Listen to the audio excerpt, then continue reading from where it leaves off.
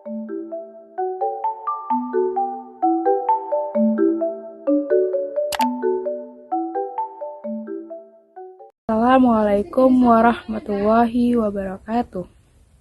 Perkenalkan, nama saya Nindya Misbah Taslima, semester 2 PIPA B dari Sekolah Tinggi Keguruan dan Ilmu Pendidikan STKIP Al-Maksum Langkat. Dan kepada dosen kita Pak Rosmen SPD MHUM mata kuliah Agama Islam dari video yang telah saya lihat dari awal sampai akhir, yang saya dapat pembelajaran yang bertema sejarah Baitul Maqdis. Dari part 1 akar krisis Palestina dan part 2 solusi krisis Palestina ialah Masjidil Aqsa adalah Baitul Maqdis itu sendiri, tanah yang terjanji atau Ardul Muqaddas, yaitu Baitul Maqdis. Nah, Baitul Maqdis ada 3 istilah. Yang pertama istilah kompleks masjidnya, yang kedua istilah kota Yerusalemnya, yang ketiga untuk wilayah yang lebih besar yang bernama bumi yang diberkahi atau bumi yang disucikan. Pertanyaan, siapa yang memiliki Baitul Maqdis atau tanah yang terjanjikan yang menurut orang Yahudi dijadikan the Jewish State yang memiliki adalah orang Muslim, yang pada saat itu bersatu dalam pemimpinan besar yang dinamakan dengan Khilafah Utsmani. Ialah pemimpin Khalifah Utsmani adalah Abdul Hamid II.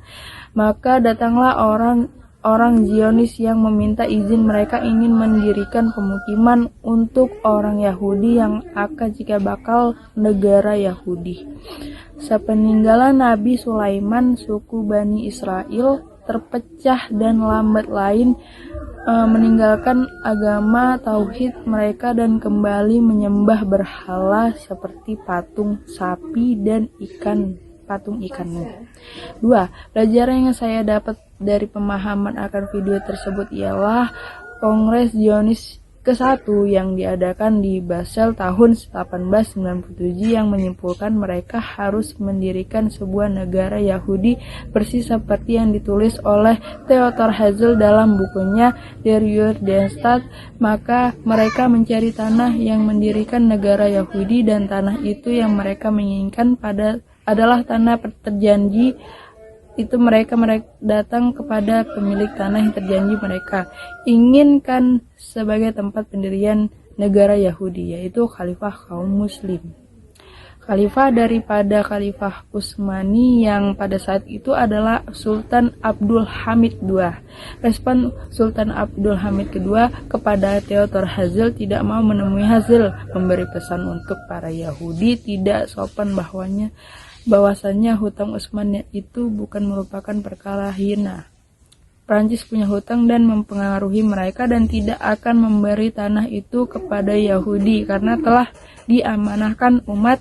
Sewaktunya berjalan, Yahudi menjadi besar dan kuat untuk menghancurkan umat Islam atau mudah mengambil tanah terjanji itu karena didukung berbagai negara. Inggris, Amerika, mereka didukung kebanyakan orang-orang penguasa dunia. Nah, yang ketiga, pemahaman dan pembelajaran yang saya dapatkan membuat komitmen dalam hati yang diterapkan dalam hidup menjadi pelajaran dan pedoman hidup. Kita tidak bisa berbuat apapun karena tidak mempunyai kekuatan, dan kita tidak punya persatuan. Lalu di mana caranya? Mengacu kepada Rasulullah SAW. Maka yang pertama kita adalah harus berjihad secara ilmu, pahami tentang Baitul Maqdis, mengerti tentang Baitul Maqdis, pahami tentang Palestina yang harus kita perjuangkan. Nah, upaya yang saya lakukan di lingkungan baik keluarga, masyarakat, dan khalayak ramai lainnya berdasarkan ilmu yang saya dapat dari video tersebut ialah mengajak dan mengingatkan keluarga dan orang sekitar lainnya untuk berjihad ilmu, memberitahu bagaimana cara memberantas secara permanen, membangun kekuatan dan membangun persatuan dan membangun kepimpinan. Nah, akan tetapi upaya yang kita lakukan sekarang hanyalah berdoa, berdonasi, dan share pengetahuan tentang Baitul Maqdis agar kita tidak menjadi orang-orang yang memperhatinkan senantiasa mengisi hati kita dengan Baitul Maqdis, kiblat pertama kita. Sekian yang saya sampaikan. Bila ada kesalahan, mohon maaf. Saya akhiri dengan wabillahi taufiq wal hidayah. Wassalamualaikum warahmatullahi wabarakatuh.